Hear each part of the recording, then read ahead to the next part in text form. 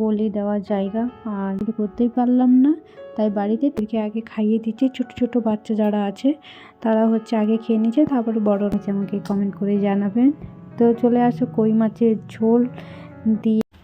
Good morning. তো তোমরা সবাই কেমন আছো? আশা করি তোমরা সবাই ভালো আছো। তো আমি চলে আসলাম পাপি স্টাইল থেকে আবার একটা ধামাকা ব্লগ নিয়ে।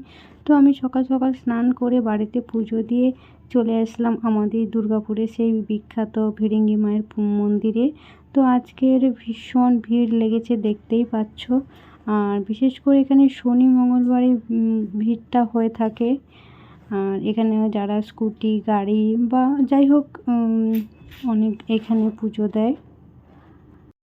আজকে হচ্ছে পুজো দেওয়ার কারণ হচ্ছে আজকের আমার ছেলের জন্মদিন। আর ঠিক এই সময় 5 বছর আগে আমার ছেলে জন্মগ্রহণ করেছিল, আর ডেটটাও একই সময় পড়েছিল, বারও একই শনিবার পড়েছিল। তো সকাল স্নান করেই চলে এসেছি ছেলেকে নিয়ে, তোমাদের দাদা ভাই আমার মেয়ে সবাই এসেছি এখানে পুজো দিতে। তো তোমরা মন ভরে আশীর্বাদ করো, 2 হাত ভরে আশীর্বাদ করো আমার ছেলের জন্য। তো এখানে তোমরা দেখতেই পাচ্ছ এখানে হচ্ছে বলি দেওয়ার জায়গা। আর মানে দেখলে না ভয়ও করছে, তাই ক্যামেরাটা আমি অন্যদিকে করে নিয়েছি। আর এই সাইডে যারা দাঁড়িয়ে আছে মহিলাগুলো দেখতেই পাচ্ছ, ওরা হচ্ছে ওখানে বজরংবলীর ছোট্ট একটা মন্দির আছে। তো এই দেখো এখানে হচ্ছে পশু বলিদান করা হয়, ছাগল মানে কুমড়ো যাই হোক।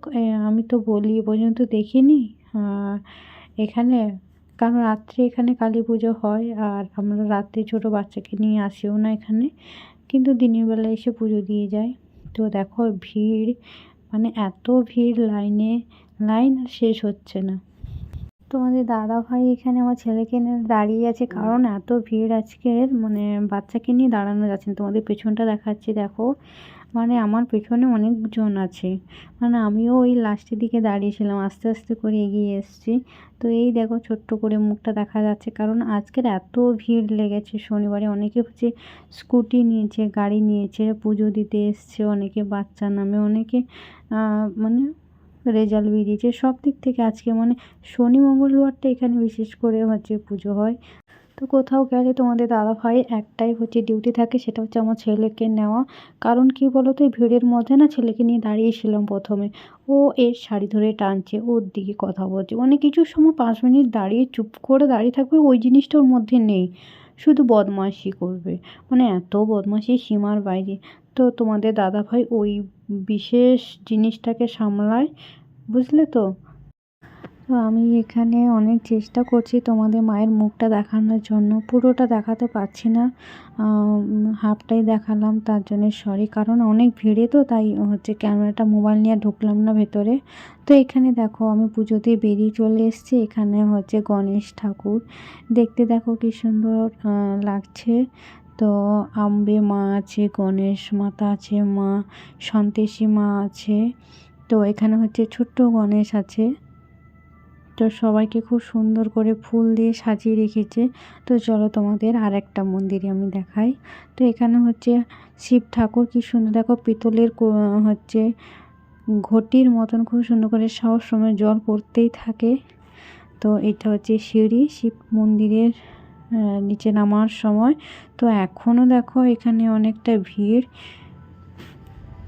তো আমরা মন্দির থেকে চলে এসেছি, তোমাদের দাদা ভাই ছেলের জন্য পায়েস বানাচ্ছে, একদিকে দুধ খাচ্ছে আর একদিকে হচ্ছে চাল বসিয়ে দিয়েছে।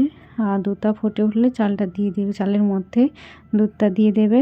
তো আমি বানিয়েছিলাম, তো তোমার দাদা ভাই একটু হেল্প করছে, কারণ আমি একটু ক্যামেরা করছি, তুমি একটু নাড়াও।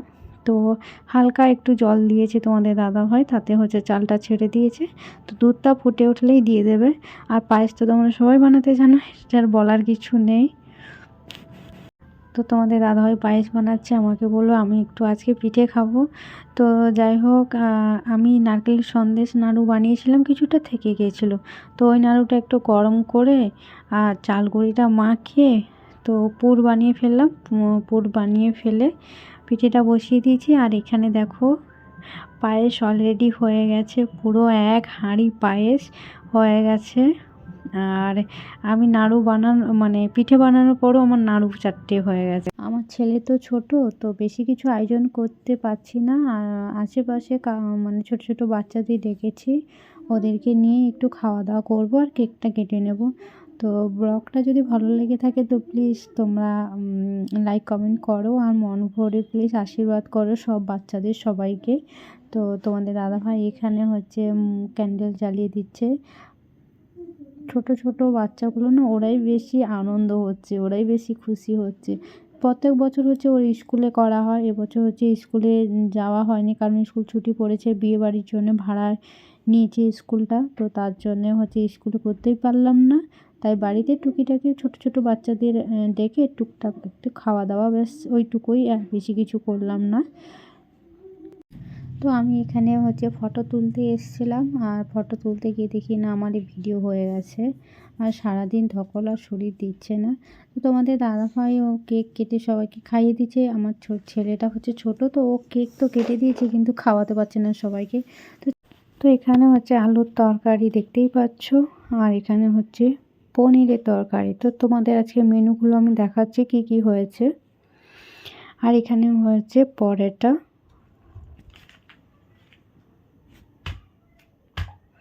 আর এখানে হচ্ছে মিক্স ভেজ আছে, আর এখানে হচ্ছে কালো জামুন, দেখতেই লাগছে খুব সুন্দর। আর কি বলতো, প্রত্যেকের বাচ্চা বাড়ি চলে যাবে, তাই তাড়াতাড়ি করে কেকটা কেটে ওদেরকে আগে খাইয়ে দিচ্ছি। ছোট ছোট বাচ্চা যারা আছে তারা হচ্ছে আগে খেয়ে নিচ্ছে, তারপরে বড়রা সবাই বসবো, আমরা একসঙ্গে খেয়ে নেব। তো আমার ছেলে ও দাদার সঙ্গে খেতে বসে গেছে। আর এখানেই দেখতে পাচ্ছ 4-5 জন বসেছে। ডাইনিং টেবিলে বেশি তো হয় না, তাই প্রথমে ছোট ছোট বাচ্চাগুলোকে খাইয়ে দিচ্ছি, তারপরে হচ্ছে বড় মেয়েরা খাবে, তারপরে হচ্ছে আমি তোমাদের দাদাভাইরাও খাবো। তো ওরা খেয়ে উঠে গেছে, তো ছোটোগুলো খেয়ে নিয়েছে, এবার হচ্ছে বড়গুলো বসেছে, সবাই হচ্ছে খেতে বসে গেছে। ছোটোগুলোকে খাওয়াতে অনেক টাইম লেগে যায়। আর তো এবার বড়রা সবাই বসেছে, সবাই মিলে গল্পতে একদম মাতোহারা। তো সবাই এনজয় করেছে, সবাই খুব আনন্দ করেছে। আমি সব থেকে কি বেশি ভালো লাগছে, সবাই যে যাক একটু হলেও আমার বাড়িতে খেয়েছে। আমার ছেলেকে গিফটটা বড় জিনিস না, সবাই মিলে আনন্দ করেছে, ওইটাই হচ্ছে মেন জিনিস।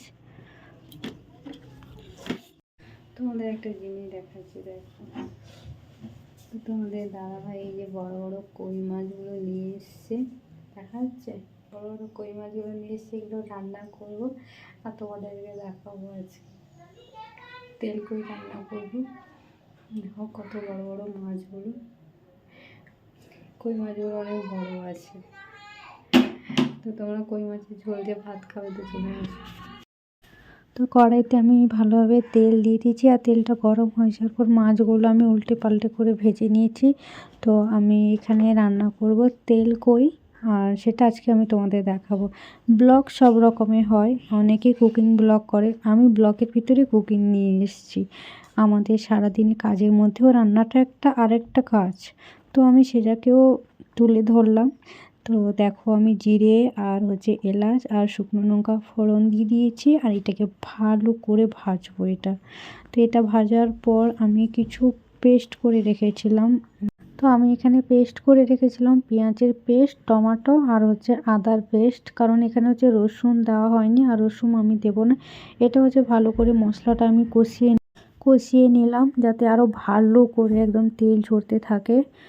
আর এটা আমার মশলাটা কষানো হয়ে গেছে, আর আস্তে আস্তে আমি করে জল দিয়ে দিলাম। তো এটা ভালো করে ফুটলে তো মাছটা আমি তুলে দিয়েছি, আর সেটা আমি ক্যামেরা করতে ভুলে গেছি, আর মাছটা ফুটতে শুরু করে দিয়েছে। তো 10 মিনিট পর আমি তোমাদের ফাইনাল লুকটা আমি তোমাদের দেখাচ্ছি। তো 10 মিনিট পর আমি তোমাদের দেখাচ্ছি, এই দেখো ফাইনাল লুক। তো ভিডিওটা এই পর্যন্ত, লাইক কমেন্ট করবেন আর শেয়ার করবেন, আর সবাই ভালো থাকবেন সুস্থ থাকবেন। ব্লগটা এই পর্যন্ত, টাটা বাই বাই। তো মাছের রেসিপিটা কেমন হয়েছে আমাকে জানাবে, আর পুরো ব্লগটা কেমন হয়েছে আমাকে কমেন্ট করে জানাবেন। তো চলে আসো কই মাছের ঝোল দিয়ে ভাত খাবে। তো হ্যাঁ, আমি তোমাদের আর একটা কথা বলি, তো আমি শুধু কই মাছের ঝোল রান্না করিনি, আরও একটা রান্না হচ্ছে পাশের কড়াইতে, তো সেটা আমি তোমাদেরকে দেখাচ্ছি না। Tata bye bye.